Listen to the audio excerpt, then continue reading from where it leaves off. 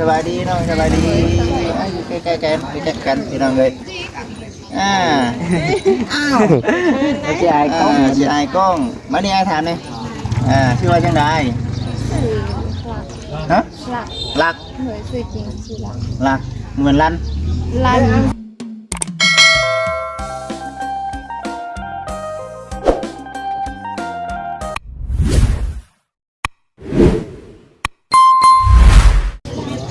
คุณได้หรอ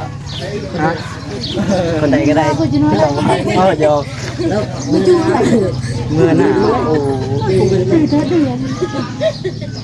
อะไรบริการมันได้ที่น้องมาฮอดเลยจากชั่วโมงลบจาก2 ชั่วโมงวะเมื่อน้ำอ่ะสูนเมื่อเลยปะเป็นปะอะไรบริการมันได้ไก่ปลาไหลเคยมาอยู่เคยย่างเคยกินน้ำเคยกินมาได้ผงยังไงดาวชักกระตุ้นใช่ดิท่านผู้ปกครองมันกับลูกรักถ่ายเป็นครูแต่ละคนสัมภาษณ์ด้วยช่วยจิกได้ได้ด้วยฮะได้ไม่ได้เนาะธรรมดาได้ไหมวะโบ้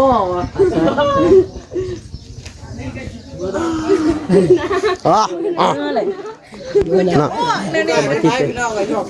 ไปน้ำขาวเลยไปน้ำบาจิตไปเลยจะพูดเลยไก่พันได้บึกไอ้พันได้จะมาหอดอยู่บ่บาจิตด้วยมาเจอจังเล่นกันเลย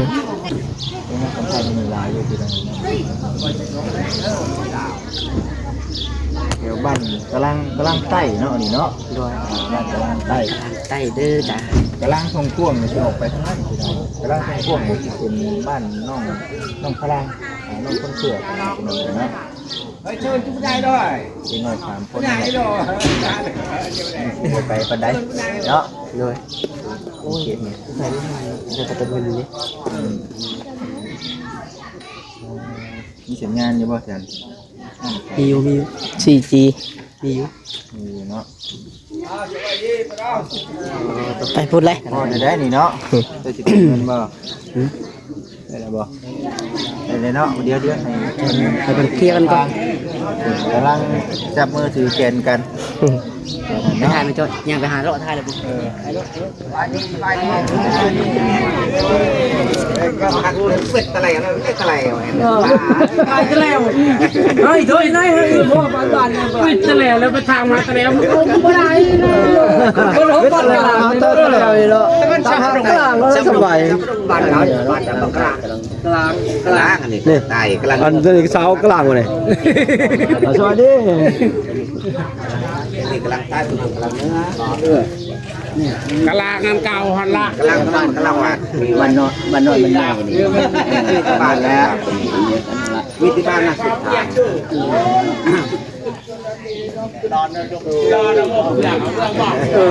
มาลูกหลานนี่แหละมีก้อนเจ้าแต่ปะเรื่องการได้ได้ว่าอย่างไรดอกที่ทำไงเนาะตัวเองผู้จักเก็ตผู้จักหาได้ก็ได้น้องถือทองอ้าวสบายดีไก่อยู่ป่ะไก่ด้วยไก่น้องเชลาว่าไก่ว่ะเมื่อนะไก่นะทำนี่น้องเชลาใช่เมื่อนะไก่เมื่อนะเป็นไงเป็นไง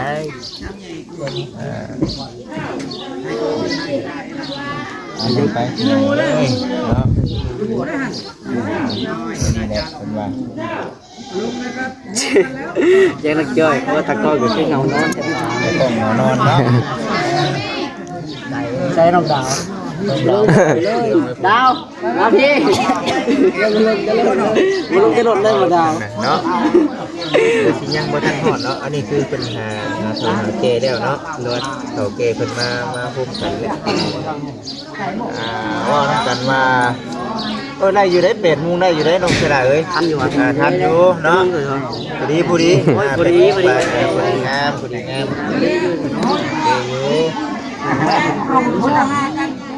ไป จากบ้านฮอดเซโนน่ะ5 โมงครึ่ง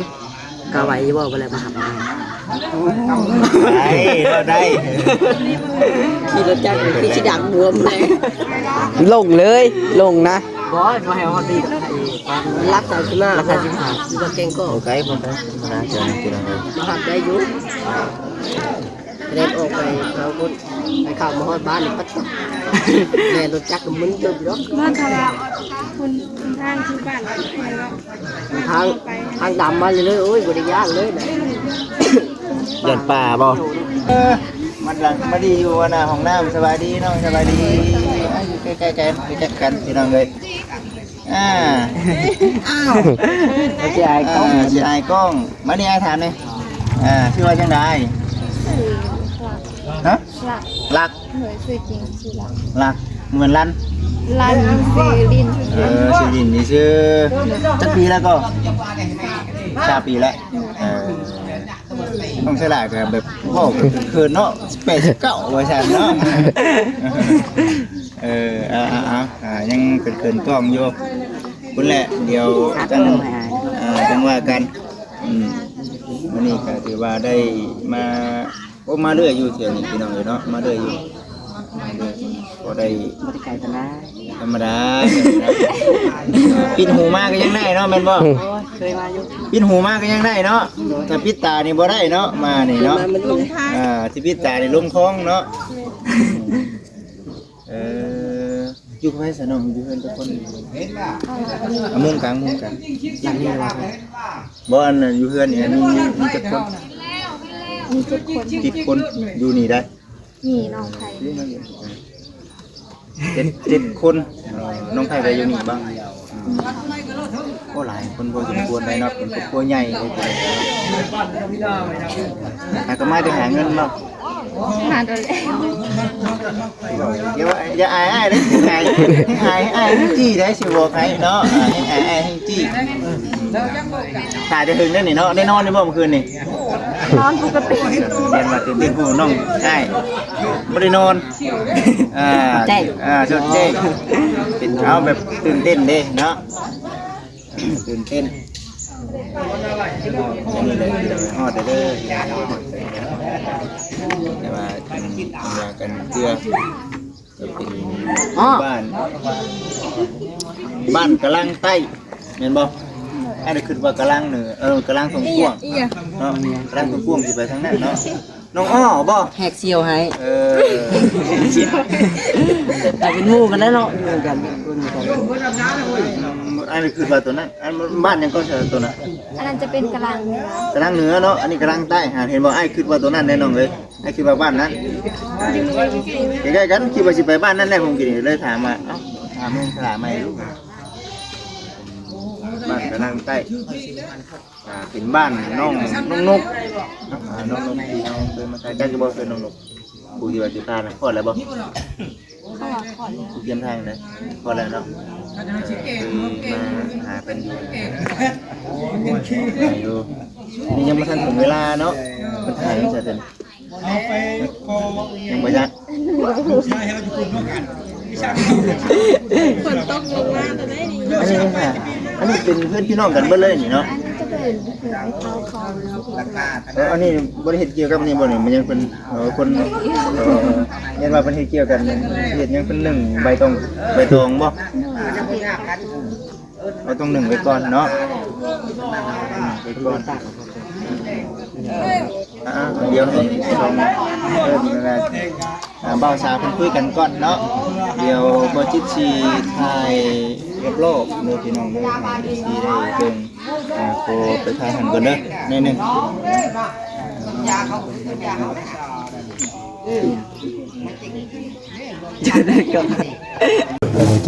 คือว่า บอกมาอ้ายกิน ของเลย ไปเช็คตำรวจแล้วได้ไงทุกวันท่านเจ้าคอได้ลูกไผ่นี่ก็ฮิตดีท่านคอก็ได้ก็ฮิตดีครับทำแกที่เขากินละลาให้เอาเบาแบบนี้ได้แล้ว วางได้แล้ววางจะมาห่วง เอาน้ำแกงเอาน้ำพอน้ำ เอาแค่นั้นเลยครับเอาจะมองที่นี่หนุ่ม ว่าเลิกขดอกรถได้มันง่ายๆลาเทิงครับแต่ว่ามันจะเป็นลาลุมคือกันเลยเอาดีนี่นะว่าเนี่ยมันสบาย ถ้าว่าโง่แบบสบายแล้วนะดอกเว้ย เอาถ้าดอกมันว่าโลดเท่าไรใช่ โอ้แล้วเท่าไรก็ว่ากันเท่าไร กันบ่พอพอตื้มเอาอะไรเนาะ มีอะไรหรอกกันตีอยู่รอเลยแล้วดอกเลย เท่าไรก็ว่ากันแล้วจะเราจะเอาว่าได้เนี่ยทำที่เก่งนะว่าได้แต่จิตใจว่าได้จะได้ โซนี่ นั่นได้เด้อ เอาหน่อยนึงดู50 ล้านผู้ใหญ่ก็ลายแน่แล้วผู้ใหญ่ได้นี่นะผู้ใหญ่ได้นี่นะถึงคนก็คงจอกแล้วผู้ใหญ่ยับก็ไปไม่ถึง 3 โตพันบาทยกไม่ได้ว่าอย่างไรว่าพอดีลูกว่าพอดีเลยนะจะดังหน่อยหนึ่ง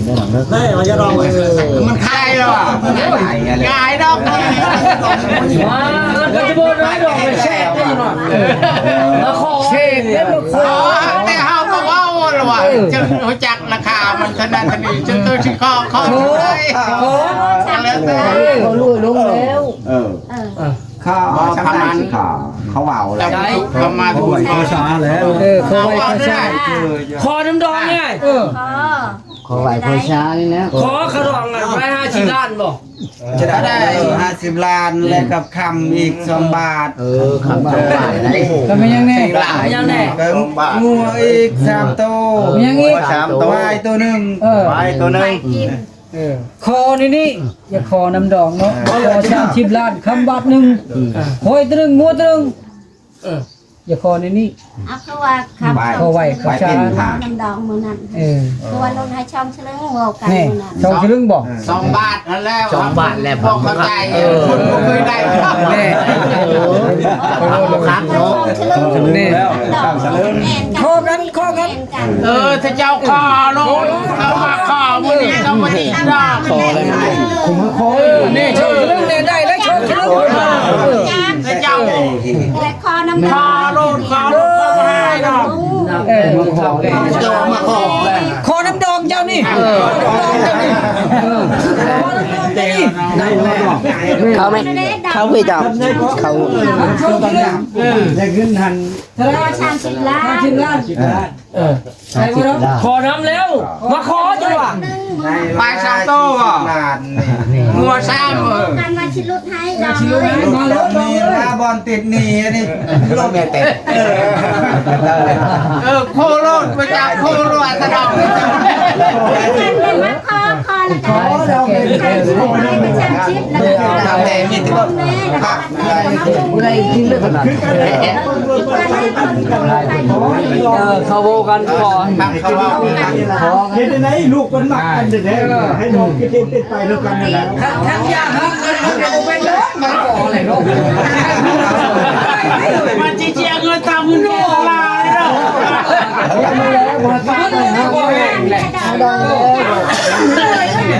เป็นเลยเขาใช้ยาดอง40 ล้านนี่เขาชอบชิมล้าน มันนกดอกช็อตมา30 ล้านแล้วก็มีเพิ่นขาดไว้เพิ่นว่าง10 ล้านเต้นบ่ได้ว่างมา50 ล้านว่าง30 ล้านคือว่าเพิ่นวางมืดบ่30 ล้านก็ว่างมันกับมือแตงคนละจังว่างมือแตงวางใครวางมือนี่ว่าเราได้40 ล้านคอน้ำดองนี่แหละมาคอดองตกลงในดองเลยเจ้ามองว่าคอแหละให้เนี่ยให้มาได้มาไกลให้30 ล้านงัวดิจิโต้งัวตึงควายกินนั่นแล้วลูกควายเป็ดนี่ควายกินนั่นแล้วควายกินก็ตายแล้วควายกินแล้วหันเชี่ยวไว้กับไว้งัวเอาควายมากินกับงัวไว้พอสำดองบอกว่ากินบ่ พ่อกินเนี่ยกินหมดชองกินหมดชอง ไปชื่อเงินเนี่ยชื่อฉันกินแต่น้ำดองผู้เดียวกับคอนะกันหมักกัน แม่ไม่ได้เราเลยว่ากินลิ้นจอกกันชื่อกับมะโคข้าวหักมากันเลยเชื่อเลยนี่เราพอยอกไปที่ดอกโอ้กันแม่แย่ไปดำได้ใน40 ล้านนั่นแหละก็ได้เฮ้ยก็ได้คอน้ำดอกชามชิดแล้วไปคอน้ำ คอชามชิด ไหวชาแหละ อย่างนี้เหรอ เอาหับเลยจะดองสำนันรูปวางให้เข้าหัน30ถือว่าคาดอันไว้หัน10 ล้าน ว่าคอนี่เห็นดอกเลยแม่นรู้ดอกว่า40บัดคือว่าแล้วบัดทีคงทางเฮากับบัดนี้บัดนี้นะเพราะว่าคันสิให้ดองนี่เมื่อพุ่นกับมันประทางแนวเข้าไกลและให้ดองทางพี่หันน่ะอันนั้นดำเนินต่อเฮ็ดต่างกับว่าแม่นในนั้นเจ๊เป็นว่าขอลุดให้อาจารย์10,000ว่าถ้าที่ธนาชิตเองและดองนี่เพื่อชื่อเครื่องชื่อของเนาะที่เฮาบัดเยียบเพื่อนเยียบชาติได้ไผได้ดองเลย มันเป็นบ่ได้ง่ายมื้อไรนั่นน่ะนะ คือ15 บาท จะให้ดองซะพี่เมื่อบัดสิรำคาญโพดมันไก่โพดนี่นะไก่ มันไก่ ไก่ และให้ดองเพิ่นนี่หั่น มีตา ต่างอยู่พุ่นเลยชื่อเครื่องชื่อของ ตามผิดของอยู่พุทธอยู่บ้าน มันเป็นเขาอยู่บนบ่ที่เขาลุกเขารวยกันนะดอง กินข้าวเครื่องสมา บ่แล้วเพื่อน เพื่อนมาตั้ง5ถึงมาตั้ง5กันนั่นแหละแต่ดองคือเฮ็ดไปไปตัวน่ะจองเอกสมาทำไมก็แล้วแต่ตัวน่ะแต่กินเพื่อนนี่มันไม่ได้ค่าเครื่องบัดเครื่อง ดองก็เย็บไม่ได้เก็บเงินแหละ เครื่องพีนที่ เครื่องพีนี่ดองบ่มันนะจะว่าคอน้ำดอง เพื่อไผที่ได้มือยืมเพื่อนคันมือยืมเพื่อนเพิ่นบ่ให้ขึ้นเงินดีกว่าพูดไปนี่นะขึ้นบ่ได้แล้วโลอีกทางรีบอ่ะ จังหวัดคอน้ำดองแหละให้ยาทางนั้นนั่นเป็นผู้ชื่อผู้ยังแหละให้เกียบตังอยู่เลยผู้ชากันนั่นแล้วเวลา เจ้าเฮ็ดก็เฮ็ดเนาะมันมาลุก บ่อยากยากดองทางพี่ บ่ให้ยะ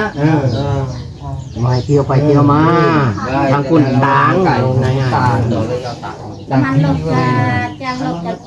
รับลากจังลาก คือที่เจ้าจะดังหลายอยู่บ่ได้มือบ่ได้เชื่อมือเชื่อครับนี่คันได้ยอดได้ คัน เพื่อน ไม่ใช่เพื่อนนี่ดองจักใช้ดองชิต้มไก่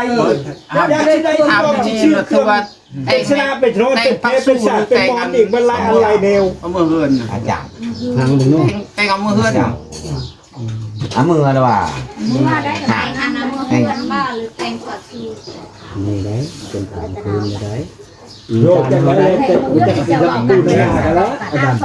ใครว่าเขาสิมืออยู่น้ำผัวเมื่ออยู่กะเที่ยวแบบเขาไปมากะยังบ่ไทยดัดโลซึ่งตัวนั้นแบบแบบเมื่ออยู่น้ำยาแหละกะหึงแหละกะมาเฮือนพ่อเฮือนแม่แบบนั้นเมื่อเฮ็ดไทยหน้าแบบเที่ยวไปเที่ยวมาเที่ยวไปเที่ยวมาในนั้นกะเนาะกะยังว่าแนวนึงไหน แล้วแต่ข้าวรอกก็เนาะเขาได้ แต่อีกตามไปใช่กับพ่อ ทำมาเชี่ยวเมื่อเลยโยกกับพี่ดองกับพี่โก้แล้วได้ตกได้แตงไม้คอรู้แล้วมียังกะฮีคองเธอพี่ก็ได้ชำระเล็กกันว่าจะเอาเมื่อเลยขันแม่ว่าเมื่อเห็นได้เห็นหน้าชั่วข้าวแหละเที่ยวไปเที่ยวมาแหละพอทำเฮาธรรมดานี่แหละกับเมื่อก็ได้ว้าดอกแบบคอแล้วนี่แหละกับเมื่อเลยกับมาให้คอแม่หาอยู่หากินนี่แหละเนาะเป็นเอามือเงินผัวหาอยู่ บ่เป็นถือมือผัวแท้แบบเมื่อหาเงินหาค่ำหรือว่า เฮ็ดอะไรดอง เฮ็ดให้เฮ็ดนะ รุดบ่บอกกันแน่ไม่ลองโตเลยนะ บอกได้มันแล้วนี่ก็จะบอกได้ใหม่ว่ามันแล้วนะ แบบนี้ใช่ดองเอ้ยสมมุติว่าเนาะรักษาว่าสิเนาะแล้วก็ค้ำแม่นบ่ถ้าว่าลุดเงินหรือว่าบ่ลุดเงินก็ลุดแนวอื่นเนาะเป็นงูเป็นควายเนาะสมมุติว่าโอ้เนาะสำหรับเราก็เนาะบ่ได้พุทธาเลยพุทธาไปดอกมื้อนี้เขาเล่นสุกงูสุกงูไม่ว่ากันไปอยู่นั่นแหละยังแน่ตำแน่มียังแน่น่ะไก่ลุดให้ลุดตัวใดตัวนั้นเอาตัวใดดีละชั่วงูนี่ได้อาจจะดังว่าทำเกได้กินเงินละบาทก็ได้ได้เนาะอีกก็บ่อาจจะดังไปได้ว้าวได้หาว้าวเองคิดก่อนเนาะหรอกเนาะ อยู่แต่เฮาก่อนเนาะอยู่จังว่าเยอะจังว่าเรามัน เอาเริ่มดักได้อะไปปรึกษากันนั่นนี่เนาะวันนี้เนาะ สาดองนี่แหละ ก็ว่าเรื่องอย่างไรมันก็ยังได้หลายเนาะแม่ก็ได้เนาะวันนี้มาขอบาทจะได้ ได้บ่ได้อยู่น้อยใจต้องได้แท้ๆที่นั่นเดาเย็นแล้ว อาญาดาวกับข้าวโลก ดองไงเด็กอะ นี่เด้อตะดองนี่เด้อสนุกสนุกเด้อนี่เด้อ ชื่อเพลงแล้วดองเลยตั้งให้คุณพี่แล้วบอกฉันเลยดองพอดีเลยมือที่พื้นเลยพอแห้งได้เตรียมนักเลย มีมา50 กิโลก็หักได้นั่นแหละคอยจังว่าให้ได้เจ้าคำเดียวอย่าโม้มันไปแล้วมันเอาอีกที่เอ็นกันให้มันแน่ก่อน บอกว่า